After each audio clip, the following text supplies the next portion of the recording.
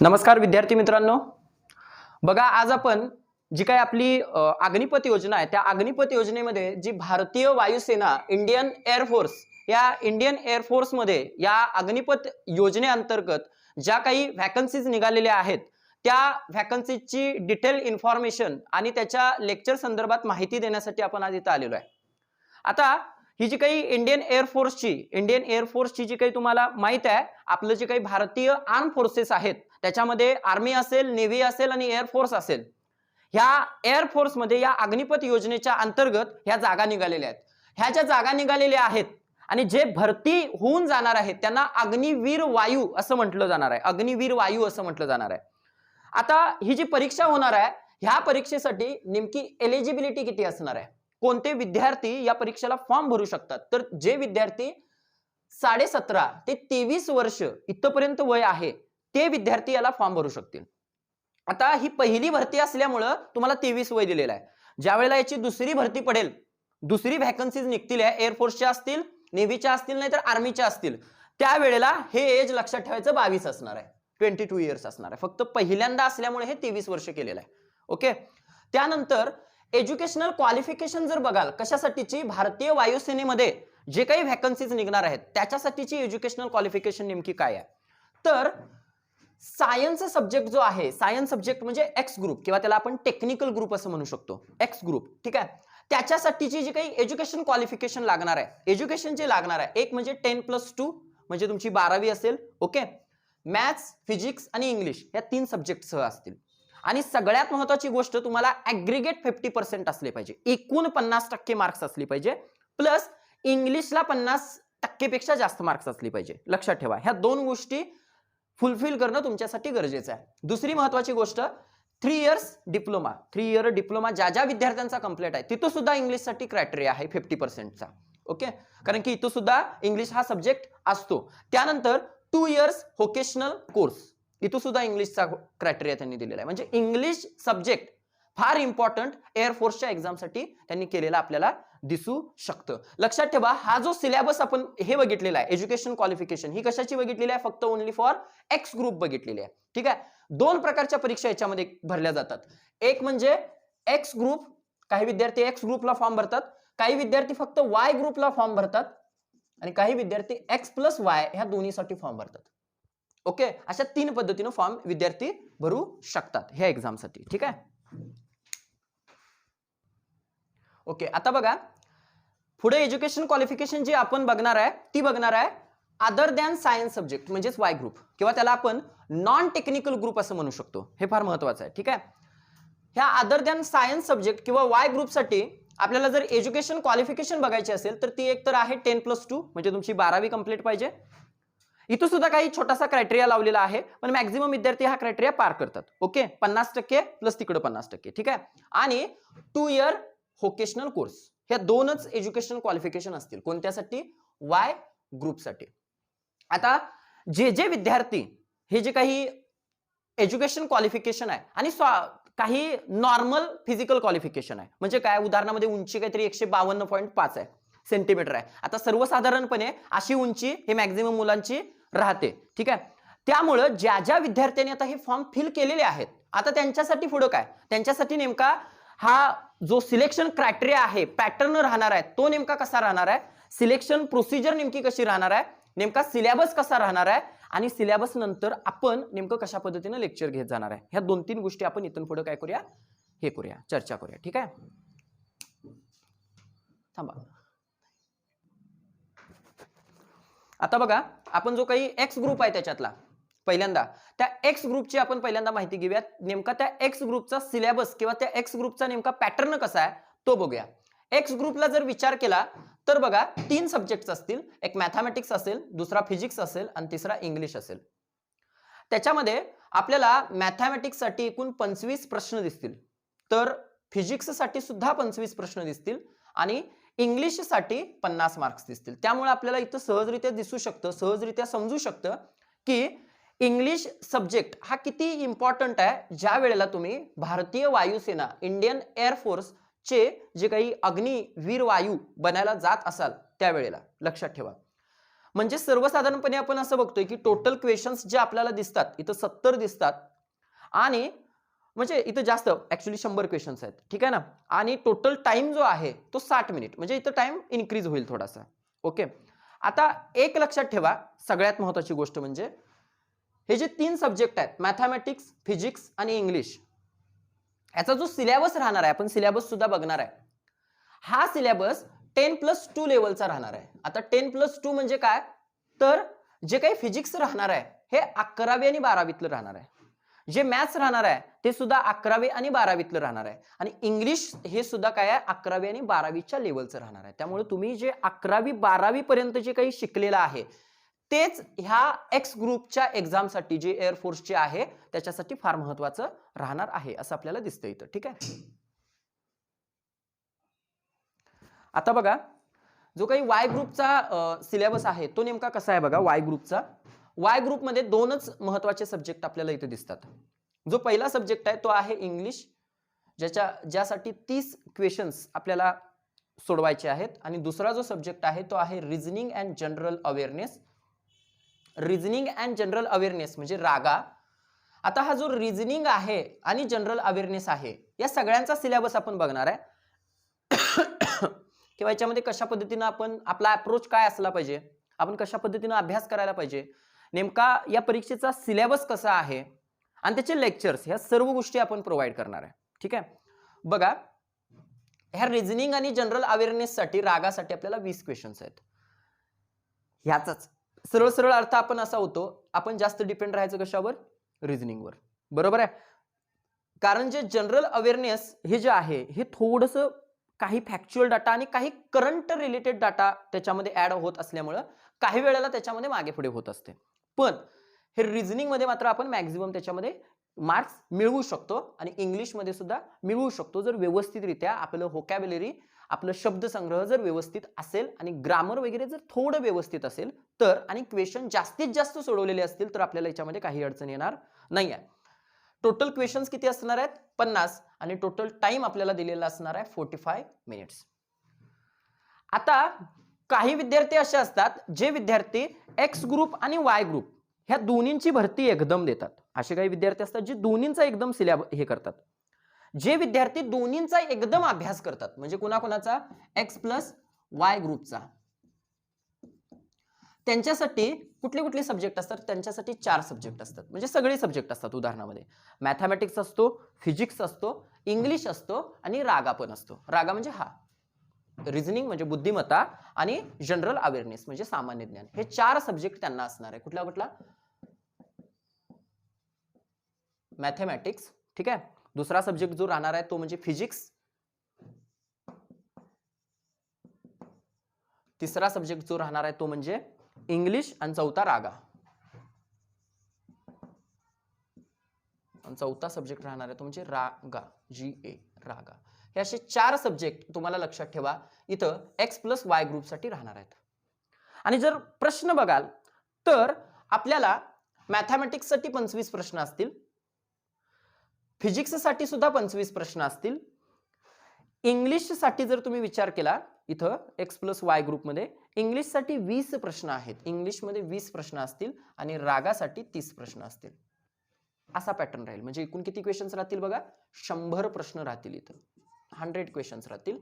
आणि जो एकूण वेळ आहे त्याच्यामध्ये पण इन्क्रीज होईल, 85 मिनिट्स होईल. लक्षात आलं का बघा, 85 मिनिट्सचा वेळ तुम्हाला याच्यामध्ये आपल्याला दिसू शकतो. लक्षात ठेवा, this is a syllabus for X plus Y group.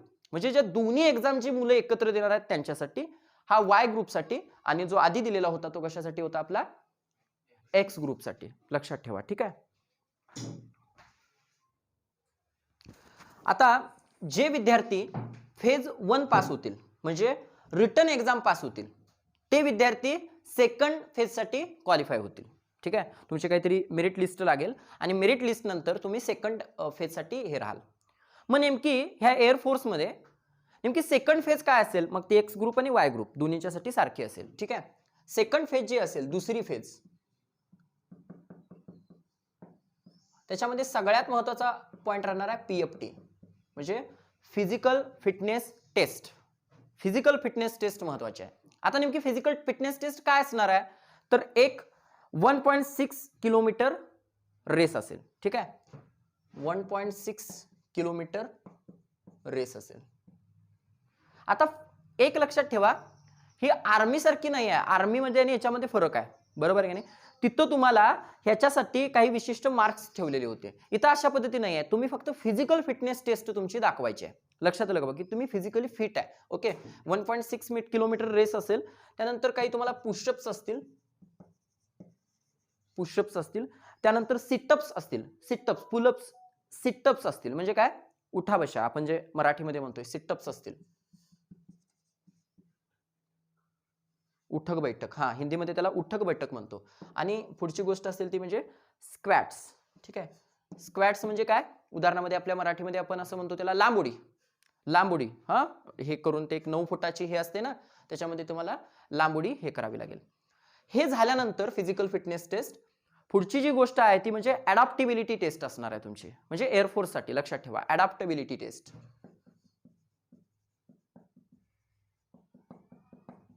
Adaptability test. आता अडॅप्टेबिलिटी टेस्ट म्हणजे काय, सर्वसाधारणपणे की तुम्ही वेगवेगळ्या ठिकाणी गेल्यानंतर नेमकं स्वतःला कसं अडॅप्ट करता, नेमकं स्वतः शरीर तुमचं किती कशा कोणत्या परिस्थितीला साथ देतं, हे उदाहरणामध्ये सिंपल भाषेमध्ये सांगायचं झालं तर.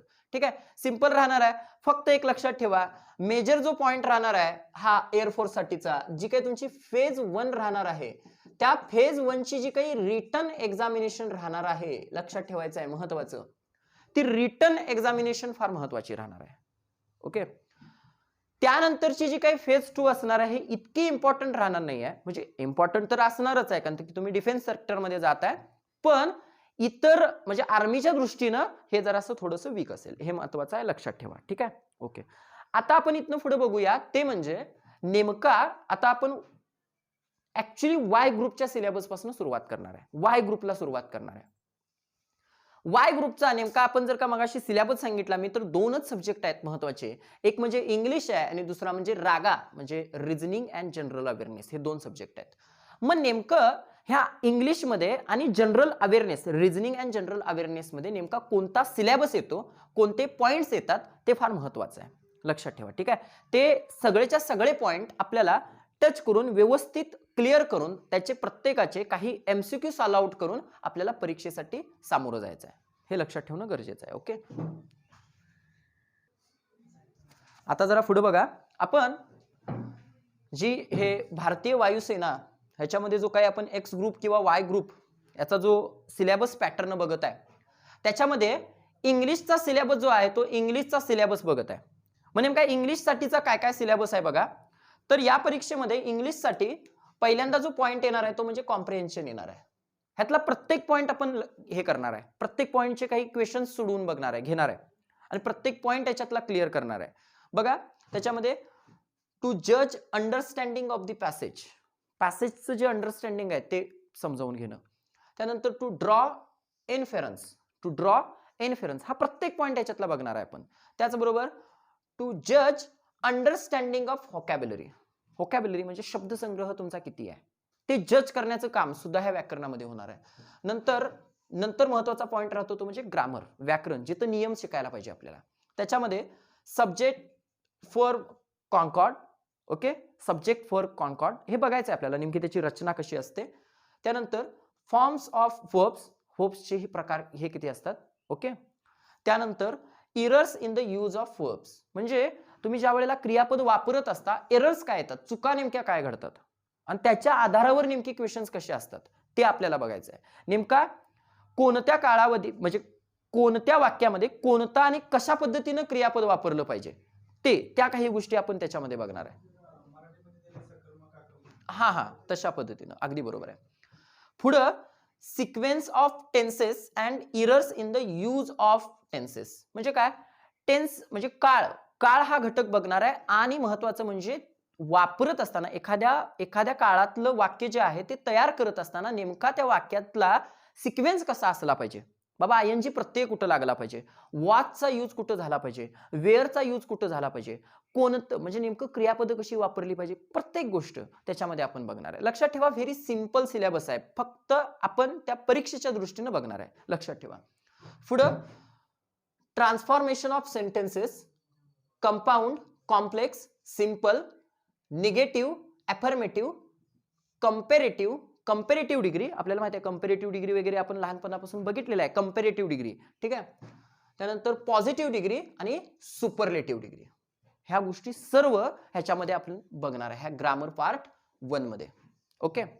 त्याच्यानंतरचा जो महत्वाचा भाग राहणार आहे तो राहणार आहे ग्रामर 2 चा, एक म्हणजे फॉर्मेशन ऑफ वर्ड्स, त्याच्यामध्ये नाउन्स फॉर्म वर्ब्स, म्हणजे नाउन्स बनतील कशापासून, वर्ब्स पासून, अँड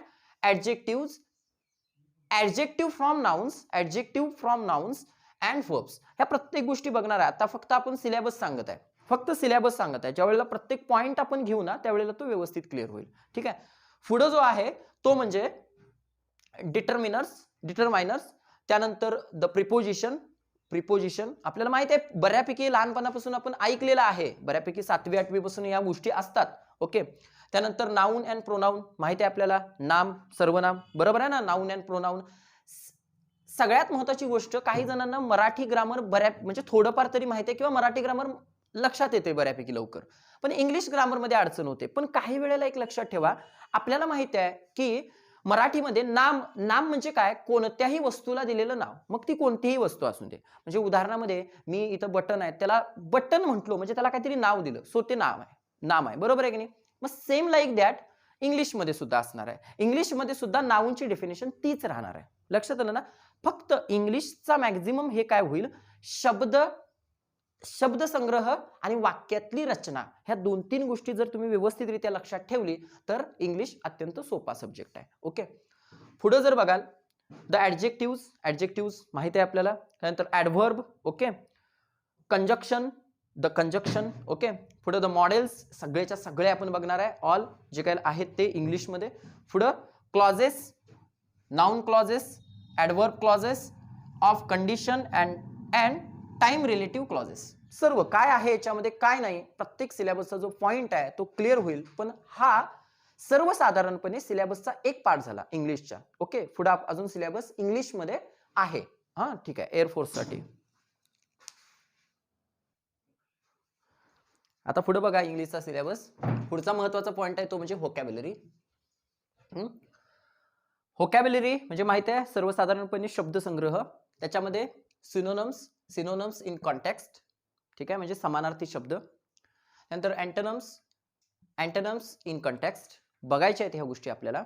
मॅक्झिमम जास्तीत जास्त वर्ड्स त्याच्यातले आपल्याला अर्थासहित पाठ करायचे आहेत. वन वर्ड सबस्टिट्यूशन, त्यानंतर स्पेलिंग पिटफॉल्स काय आहे बघायचं आहे. पुढं simple idioms and phrases, okay. त्यानंतर word often confused selecting the correct word fitting in a sentence बघायचं आहे. फिटिंग, कुठला वर्ड बाबा त्या एखाद्या वाक्यामध्ये बसतो, फिट होतो, ते पाहायचं आहे. बाबा ग्रामॅटिकली करेक्ट असल्यानंतर कुठला वर्ड त्याच्यामध्ये ठेवायला पाहिजे ऑप्शन पैकी, त्या गोष्टी. पुढं narration, direct and indirect, okay. Commands and request, statements, various tenses बघायचे आहेत. ह्या प्रत्येक गोष्टी बघायच्या आहेत, no problem. Okay.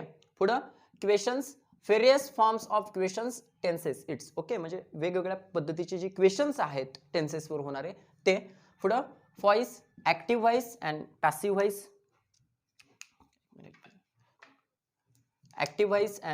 Voice, okay. पुढं changes required under each tense, प्रत्येक टेन्समध्ये म्हणजे प्रत्येक ह्याच्यामध्ये काळामध्ये काय बदल करावा लागेल, काय चेंजेसची गरज आहे ते. Other conditions for transforming active into passive, other conditions काय आहेत की ट्रान्सफॉर्म करत असताना. पुढं the preposition, model auxiliaries, infinitive, participles and jumbled questions हा महत्वाचा आहे. जम्बल्ड क्वेश्चन्स, ठीक आहे, म्हणजे जे काही क्वेश्चन्स मागे पुढे असे सर्वसाधारण आपण म्हणूया, असे काही जम्बल्ड क्वेश्चन सुद्धा आपल्याला बघायचे आहेत. म्हणजे याचा अर्थ असा आहे, आपण जर का हा इंग्लिशचा सिलेबस बघितला, जो लक्षात ठेवा एक्स ग्रुप किंवा वाय ग्रुप कोणतीही भरती असू दे त्याच्यासाठी हा महत्वाचा सिलेबस असणार आहे. किंवा तुम्ही जरी अदर एक्झाम देत असाल, म्हणजे डिफेन्स मधल्या अदर एक्झाम देत असाल, तरी त्यासाठी सुद्धा हा जो इंग्लिश ग्रामरचा सिलेबस आहे तो फार महत्वाचा राहणार आहे. लक्षात ठेवा, it is a very much important. त्यानंतर आपण जरासं फोकस राहणार आहे वाय ग्रुपसाठी. ह्या बॅचमध्ये सध्याला वाय ग्रुपसाठी फोकस राहणार असल्यामुळं आता आपण जो सिलेबस बघूया तो बघूया रिझनिंगचा सिलेबस बघूया. रिझनिंगचा सिलेबस नेमका काय आहे या परीक्षेसाठी, म्हणजे एक्स ग्रुप असेल, वाय ग्रुप असेल, याच्यासाठी नेमका किंवा एक्स प्लस वाय एकत्र द्यायचं असताना नेमका रिझनिंगचा सिलेबस कसा आहे किंवा जनरल अवेअरनेस नेमकं काय काय कोणते कोणते कशा पद्धतीचे प्रश्न पडणार आहेत, आणि मग आपण त्याच्यानंतर आपलं सुरू करणार आहे ते म्हणजे ऍक्च्युअल त्याच्यातल्या सिलेबसला. लक्षात ठेवा, ठीक आहे. आता बघा पुढं आपण ह्याच्यातलाच वाय ग्रुपसाठी इम्पॉर्टंट रिझनिंगचा सिलेबस बघणार आहे. रिझनिंग बुद्धिमत्तेचा सिलेबस बघणार आहे. बुद्धिमत्तेमध्ये महत्वाचा पहिला पॉइंट आहे न्यूमरिकल सिरीज. आपण अशी कितीतरी न्यूमरिकल सिरीज ज्या आहेत, लक्षात ठेवा हा जो रिझनिंगचा सिलेबस आहे, this syllabus is very much important for army, navy, air force. म्हणजे सगळ्या एक्झामसाठी हा जो सिलेबस आहे हा व्हेरी इम्पॉर्टंट राहणार आहे. आणि कुठली पण तुम्ही एक्झाम द्या तिथं बुद्धिमत्ता हे राहतच, कुठल्याही एक्झाम मध्ये असून दे. एखाद्या एक्झाम मध्ये गणित कमी असतं, एखाद्या एक्झाम मध्ये इंग्लिश नसतं, अशा बऱ्याच एक्झाम्स आहेत, पण बुद्धिमत्ता मात्र कॉमन मॅक्झिमम एक्झाम्स मध्ये राहतच. म्हणजे शालेय परीक्षांच्या पासून तुम्ही जरी विचार केला तरी बुद्धिमत्ता हे राहतं. मग हा जो महत्वाचा विषय आहे जो प्रत्येक परीक्षेमध्ये आहे, त्यामुळे ह्याला व्यवस्थित करणं फार गरजेचं आहे. जास्तीत जास्त सराव ह्या बुद्धिमत्तेचा करणं आपल्याला गरजेचं आहे. लक्षात ठेवा. पुढचा पॉइंट आहे distance and direction sense test. आपल्याला माहित आहे काही जणांना ह्या थोड्या गोष्टी माहित आहेत, लक्षात ठेवा आपण बघायच्या पण आहेत. पुढं मॅथमॅटिकल ऑपरेशन्स असतील, number ranking and time sequence test, ठीक आहे. पुढं assign artificial value to mathematical digit. बघा प्रत्येक गोष्ट बघा, it is very simple syllabus आहे. अवघड नाही आहे याच्यामध्ये, काहीच कोणत्याच गोष्टी अवघड नाही आहेत. लक्षात ठेवा. फक्त inserting correct mathematical sign. Correct mathematical sign तुम्हाला इन्सर्ट करायचं आहे, ठेवायचं आहे तिथं. ह्युमन रिलेशन, आता ह्युमन रिलेशन ब्लड रिलेशन आपण बघतो, बरोबर आहे ना, मामाचा तात्या ताताचा काका, हे अशा पद्धतीनं. पुढं कोडिंग डिकोडिंग, हा म्हणजे कोडिंग डिकोडिंग, नंबर कोडिंग असतं, वर्ड कोडिंग असतं, ठीक आहे. पुढं ऑड मॅन आउट जे ऑड आहे आउट बरोबर आहे ना. पुढं mutual relation problems, mutual relations जे प्रॉब्लेम्स असतात त्याच्या संदर्भातले प्रॉब्लेम्स बघायचे. पुढं आपण बघायचं आहे टॉलेस्ट यंगेस्ट रिलेशन्स, मोठा वर्गातील मोठा, लहान मोठा यांच्यातलं रिलेशन्स काहीतरी, त्याच्या आधारावर काही क्वेश्चन्स रिलेट केलेले असतात, तयार केलेले असतात, ते क्वेश्चन्स बघायचे आहेत. पुढं डिक्शनरी वर्ड्स असतात, म्हणजे डिक्शनरी वर्ड्स त्याला प्रॉपरली रिअरेंज करणं किंवा त्याच्या आधारावर काही शब्द असतात, बरोबर आहे ना, काही प्रश्न असतात, ते पाहायचे आहेत. पुढं अॅनॉलॉजी म्हणजे सहसंबंध, मराठीमध्ये सर्वसाधारणपणे अॅनॉलॉजी म्हणजे सहसंबंध, एकमेकातला संबंध काय असतो, बरोबर आहे ना. जहाज म्हणजे समुद्रामध्ये जहाज असते, बरोबर आहे की नाही, तसं समजा घरट्यामध्ये चिमणी, उदाहरणात सांगायला लागलोय मी, अशा पद्धतीनं. लक्षात आलं ना. आता घरट्यामध्ये माणूस असतो असं तर आपण सांगणार नाही, अॅनॉलॉजी काहीतरी संबंध आहे. पुढं नॉन व्हर्बल रिझनिंग म्हणजे सर्वसाधारणपणे आकृत्या, हा आकृत्यांच्या आधारावर नॉन व्हर्बल रिझनिंग असेल. पुढं नंबर कोडिंग असेल, इथं कोडिंग डिकोडिंगचा एक नंबर कोडिंग असेल आणि नंबर पझल्स असतील काही. हे बघा हा जो सिलेबस आपण बघितलेला आहे एअरफोर्सचा वाय ग्रुपच्या सिलेबसच्या दृष्टीनं आपण लेक्चर सिरीज सुरू करणार आहे. हा सिलेबस जर सर्वसाधारण तुम्ही विचार कराल तर सिंपल सिलेबस आहे. फक्त तुम्हाला जे गरज आहे ती कशाची गरज आहे की तुम्ही तो टॉपिक झाल्यानंतर त्या टॉपिकचे काही व्यवस्थित स्वतःहून एमसीक्यू हँडल करणं, एमसीक्यू सोडवणं. मग तुम्ही आर्मीची एक्झाम द्या, तुम्ही नेव्हीची एक्झाम द्या, नाहीतर एअरफोर्सची एक्झाम द्या, ह्या तिन्हीसाठी ह्या सर्व गोष्टी काय असतील, महत्वाच्या असतील. हे लक्षात ठेवणं फार आपल्याला गरजेचं आहे. ठीक आहे. आपण आता इथून पुढे या सिलेबसला आपण हळूहळू सुरुवात करूया. ओके.